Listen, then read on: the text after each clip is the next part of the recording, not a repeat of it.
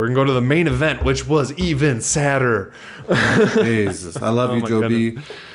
I'm coming around on Deiveson Figueiredo here, not because he beat Joe B, but dude's just crazy talented. I was putting him down more just because I wanted Joe B to win. Even if you listen to our last show, we picked Joe B just because like he had a chance and all that kind of stuff. But in hindsight, Joe B has never come back from a loss and avenged that loss.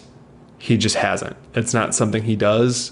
Granted, he rarely ever loses, so that's the hard part. But man, everyone's saying Deiveson Figueiredo is like the future of this division, and don't get me wrong, he looked amazing, and the up and comer fights are going to be great. But he's 33 also. I mean, Benavidez is only 35. I mean, I know that's old for flyweight especially, but man, I just wanted Joe B to, even if he was going to win and then drop the belt right there and say he retired, I would have been down for that. But man, Figueiredo dropped him early, real early. I think, I don't know if they were all listed as such, but at least watching it, he at least put Benavidez down 3 times. I don't know if they counted them all as knockdowns, but to the naked eye, they were knockdowns. That's actually the most impressive thing because obviously Benavidez was out of it. There's no way getting knocked down that many times you weren't at least somewhat concussed. And his defense for the first 2 rear naked chokes was utterly amazing, to the point that like I think it was the third one, I think there was only 3, that rendered him unconscious. The ref wasn't going to call it just because he did so well defending the previous 2. And then, got choked unconscious, never even tapped. So kudos to him for that. But I don't know, man. It was rough. Definitely a sour note to end the night, even though there was no bet on this fight at all. But man, it was rough.